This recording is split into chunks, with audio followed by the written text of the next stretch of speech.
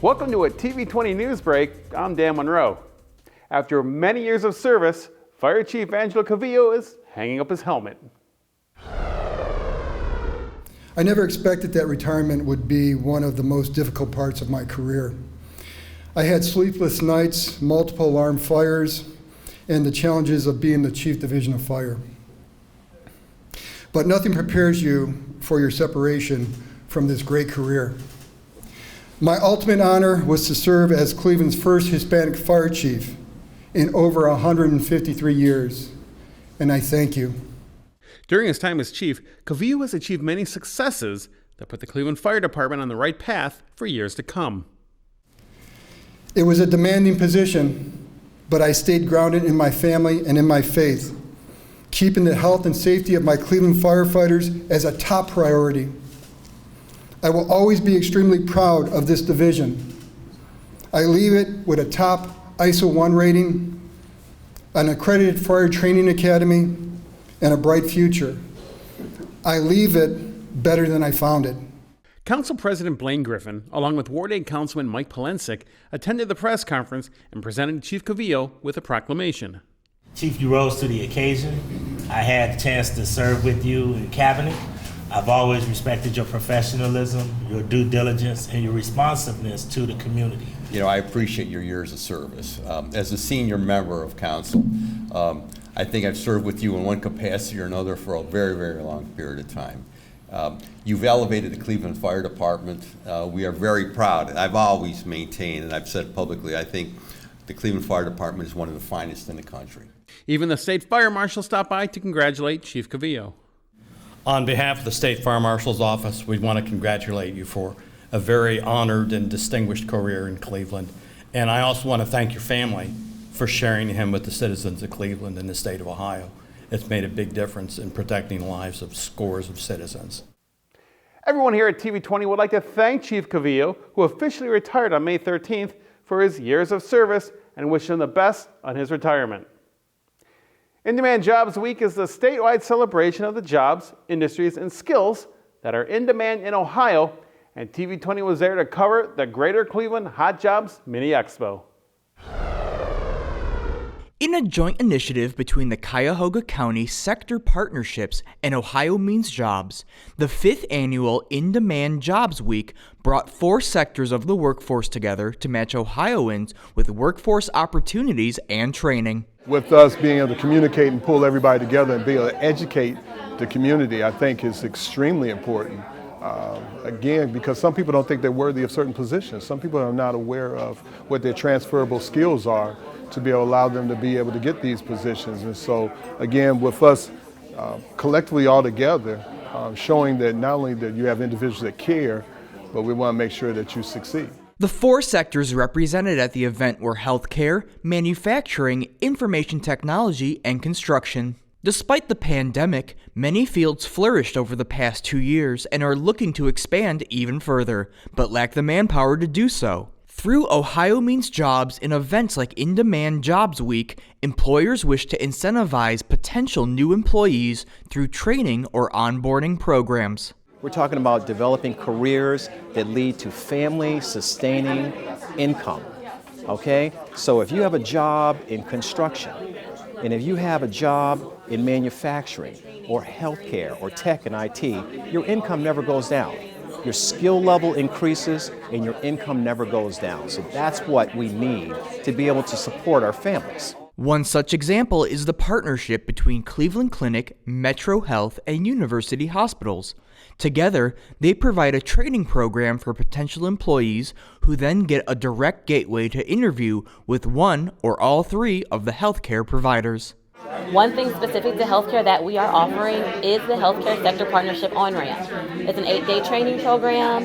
In that training program, you get the opportunity to hear from Metro Health, University Hospitals, and Cleveland Clinic. And at the end of the 8 days, you actually get the opportunity to interview with one or all 3 of those hospitals. So you really, as a person navigating the workforce space, get to make an informed decision about where the best place is to work for you. All right, ladies, if you have a special occasion coming up or you might just want to update your wardrobe, there's a new clothing boutique in the Gordon Square neighborhood, and TV20's Cornell Calhoun III was there for the grand opening. Greetings, Cleveland. I'm Cornell Calhoun III for TV20's We Are Cleveland. I'm here at the You See Me Boutique at 6420 Detroit Avenue in Gordon Square along the vibrant Detroit Shoreway. I'm close friends with the owner of the boutique, Chi Crenshaw, and her partner, Mr. Charles Poindexter. Let's go inside and get the 411. The first You See Me boutique was located near 130th and Lorraine. But once the owners found an open storefront in the Gordon Square neighborhood, they jumped at the opportunity. The Gordon Square neighborhood, man, I could not wait once we got approved for this location. I love it. The transition has been excellent. The community outreach here has been well over the top. They've embraced us as we've embraced them. The name You See Me came from a phrase that the two owners said to each other often. My partner was really praying one night for our new name for our business, and she called me in the middle of the night like, hey, I think I got something. And she said, you see me.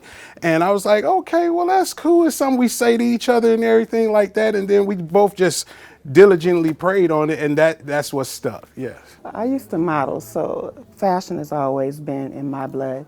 Charles and I have been good friends forever, and he likes to dress, and he likes to dress his ladies, so we're bound to end up in the fashion field. You See Me Boutique carries some very unique items, and their selection process for inventory is intricate. Well, I have a very diverse palette, so I like to look at quality. I like to go and see things that you may not see walking down the street every other day, so that draws me in. And if we like what it looks like and think it's going to bring out the light in other people's souls, then we got to buy that. This cropped white studded out jacket, it's a must-have. Now you can dress it up, you can dress it down as well. Here's a couple more. It's a bustier short set. It has a matching belt that goes with the black lace. You can wear that with this, or you can change it up and wear it as a cover-up on the beach somewhere, maybe in Jamaica. As well, look at this safari outfit. Like, it has the underbody suit that you wear under it, put a little lace bra on it, put your heels on and set it out. You can buy clothes from any boutique, online or in person. But what sets the You See Me boutique apart from others? What gives us that standout aspect is just being able to love on every individual that walks through our door. Literally, from getting them dressed in a garment to sending them out the door feeling good. Right here, we don't just sell clothes at You See Me. We sell an experience that's going to just blow your mind. TV20 was at Frederick Douglass High School for the opening of their new tech education wing. Here's Alex Picterna with more. With the opening of their new tech education wing, advanced manufacturing marks the 5th unique career pathway available at Frederick Douglass, with healthcare, business, entrepreneurial, and culinary also being available to students. So when you look at young people, opportunity youth, and how they've done in school, a lot of them have not had a lot of success. So schools like Frederick Douglass provide a different way, an individualized and unique way to help them earn their secondary school education or their high school diploma. Along with that, we offer career technical education in a variety of pathways. So we really try to prepare our young people to go into any facet of the job sector well prepared and experienced, but even more importantly, also with the professionalism skills that they need to be successful. And most importantly, we work with local business people to ensure that what we're teaching our youth and how we're teaching our youth is exactly what they want for entry-level people. We know that if we're really going to do a good job of preparing young people, we've got to listen to the experts, we've got to meet their needs so that our people go in and they succeed. The new tech wing will feature classes in robotics and coding, be home to 3D printers, and students will also be able to receive a certification as a certified production tech. We also need to teach them skills. We also need to give them the opportunity to earn industry credentials that can lead to real careers straight out of high school. careers that lead to a sustainable living wage, careers and wages that can break the cycle of poverty that many of the students that we serve and their families have been living in for generations. We'll be right back after this. You're watching TV20 News.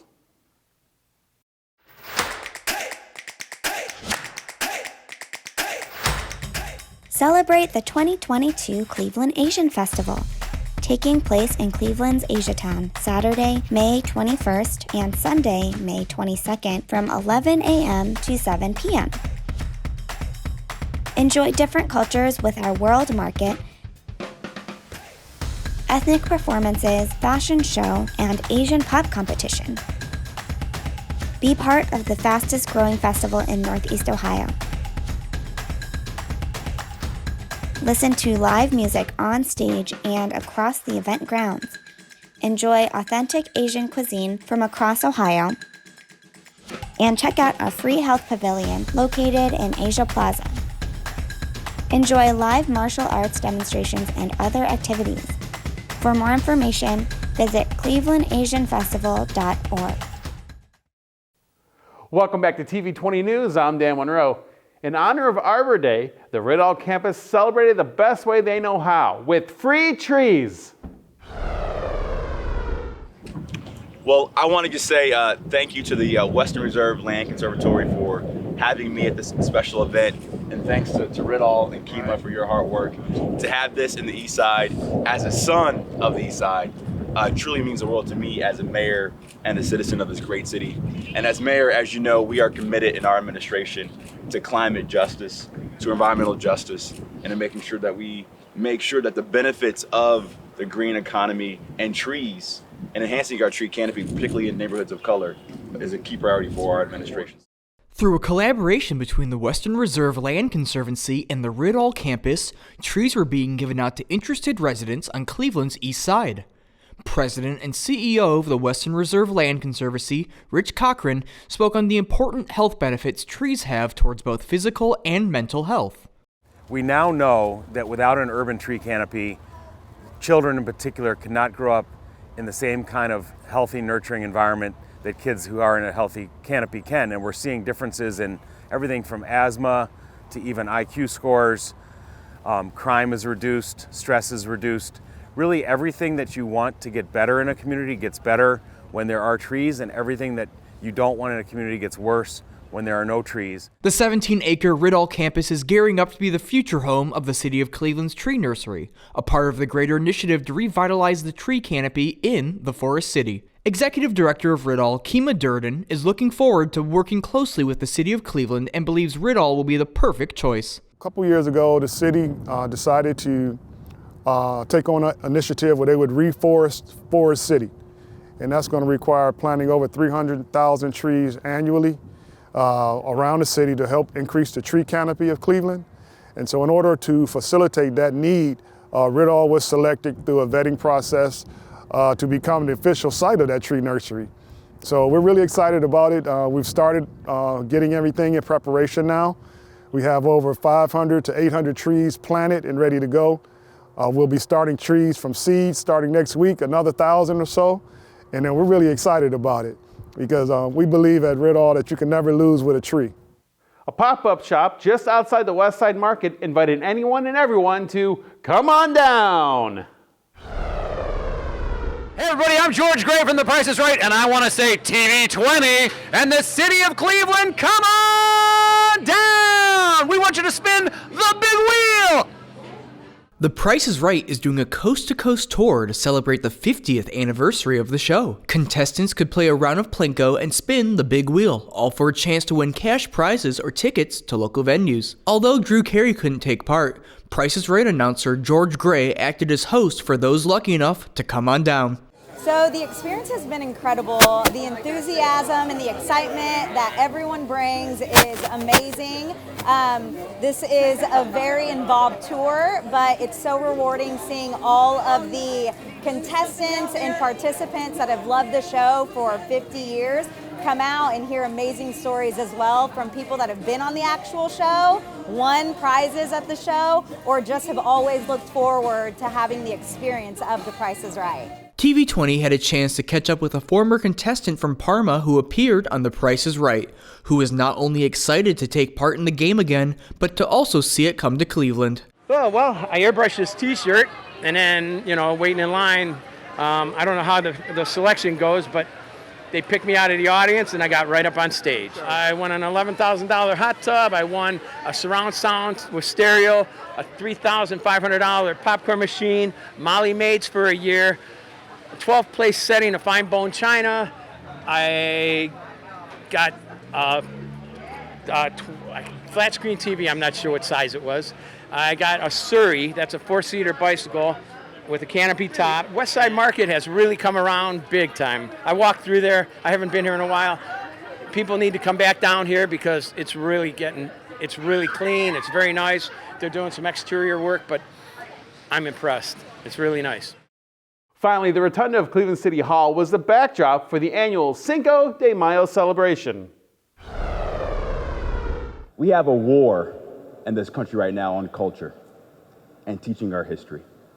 And I truly believe, from the bottom of my heart, that what makes the city great, it's its recognition and the upliftment of our culture and our diverse history.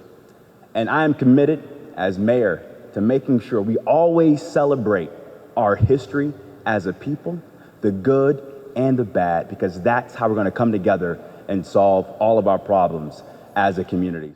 Due to the COVID-19 pandemic, this is the first time the city of Cleveland was able to celebrate Cinco de Mayo in the City Hall Rotunda in 3 years. The event opened with the reading of a proclamation by Mayor Justin Bibb celebrating its return. I want to thank you from the bottom of my heart for being here, for always stepping up and being a part of whatever the city of Cleveland has to do with the Hispanic heritage, and for Cinco de Mayo. Thank you so much from the bottom of my heart. Now thereunto, I, Justin Bibb, the 58th mayor of the city of Cleveland, do hereby offer this proclamation in recognition of Cinco de Mayo in the city of Cleveland. Mexican consulate Roberto Vasquez, in his first visit to Cleveland, spoke on the history of Cinco de Mayo and the lasting impact its celebration has had on both the United States and the city of Cleveland. Today, we celebrate 160 years of the Battle of Puebla, a moment of great pride to our armed forces. Nowadays, it's a day to celebrate Mexican-American heritage and its rich and unique contributions to everyday life in the United States, with the same pride and resilience of that 1862 Army. This significant input has added to the history, traditions, culture, and yes, the development of the United States as a whole. The city of Cleveland has a long history of working class people coming together, with the Latino community being particularly important to Cleveland, where 13% of its residents are Hispanic. Our hope is that this community will continue to grow and prosper, and there will be many more Cinco de Mayo celebrations to be held here. Awards were handed out to residents who continue to contribute to the city of Cleveland and the Hispanic community, such as Ramon Serrato, CEO of Serrato Corporation, whose business has provided job force training for the past 20 years. We operate the Cleveland Job Corps Center, and that Job Corps Center has wonderful, wonderful kids, and they kind of remind me of my life as well. You know, I grew up with a father that really wasn't there.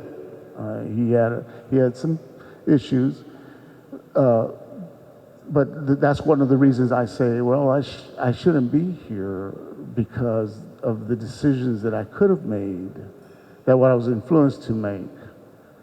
But I'm thankful that I had people like I see in Job Corps, the staff that are there to support, and people that were there to support me all along the way. People that I've seen, just like that teacher that helped me get my high school diploma to complete it, who care. The event concluded with Hispanic cuisine, along with performances of traditional Mexican song and dance.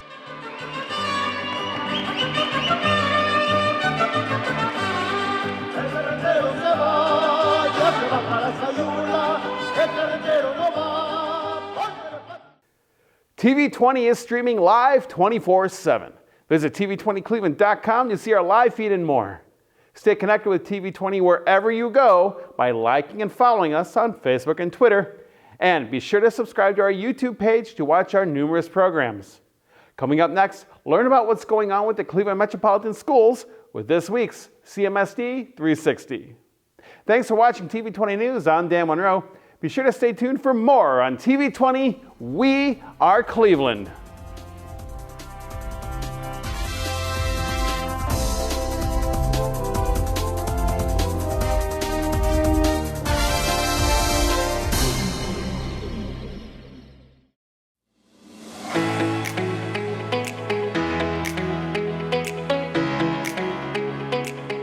Hello, I'm Darielle Snipes with the CMSD News Bureau. Welcome to CMSD 360, a look at news happening around the district for the week of May 15th. On this Sunday evening, there will be a red carpet event at the Capitol Theater for the premiere of Cleveland School of the Arts' Say His Name. The film, based on a play co-written by students and the theater director, Dr. Scott Miller, goes beyond the headlines of policing and gun violence in Black America to show the impact of a shooting on individuals and the community. Students first performed this play in December to a limited audience due to the pandemic. The show begins at 6 p.m. with a panel discussion after the premiere. Don't forget to sign up for the CMSD Summer Learning Experience. It is back for a second year. Registration is open for students in preschool through 12th grade. To participate, students must be enrolled in the district or pre-registered to enroll. The free program will be held at more than 30 school sites throughout the city. Meals and transportation are included. The Summer Learning Experience gives students a chance to finish the year strong, participate in fun projects or activities.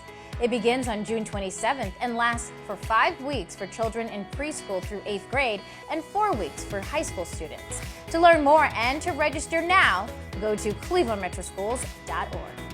On Tuesday, a Verizon Innovation Learning Lab at Wade Park Pre-K through 8 Academy will open. This is video of the grand opening of the Verizon Innovation Learning Lab at Elmira Pre-K through 8 school last week. The lab will be a state-of-the-art space with endless opportunities for students. This is part of Verizon's digital inclusion strategy and will offer 3D printers and more. The celebration at Wade Park will be from 4 to 6 p.m. The same day, the Senate baseball playoffs will take place. For times, locations, and teams going head-to-head, go to clevelandmetroschools.org/Senate League. It might be hard to believe, but the school year is coming to an end. Starting the week of May 23rd, pre-K through 8 schools will be holding end-of-the-year celebrations. To see when your child's school is holding a kindergarten or 8th grade promotion, as well as school award ceremonies, head to clevelandmetroschools.org. On Thursday, the Friends of Max S. Hayes High School are hosting a trades show at the school from 9:30 to 11. Students in the 12th grade will demonstrate what they've learned this year through career tech project-based opportunities. Video presentations from students currently working for industry partners will also be shared as part of the program. Also on Thursday, students should head to Instagram for a virtual fair for summer work opportunities. Organizations will be posting Insta stories describing the great opportunities they are offering this summer. Some of the community partners include Student Tech Corps and HIT and CLE. So be sure to check out Instagram on May 19th to learn more about some amazing internships and jobs. This fair is part of PACE, which stands for Planning and Career Exploration. It is an initiative to support and develop career vision and planning for students, beginning in the 6th grade. Well, CMSD is hiring. There will be a job fair on Friday from 9 to 4 at the East Professional Center. The district has openings for bus drivers, school secretaries, substitute teachers, cooks, and more. To see a full list and apply for a job, go to clevelandmetroschools.org/hiring. Stay connected with what's going on in the district by downloading the CMSD app or following CMSD on Instagram, Twitter, and Facebook. Well, thanks for watching CMSD 360. Have a great and productive week.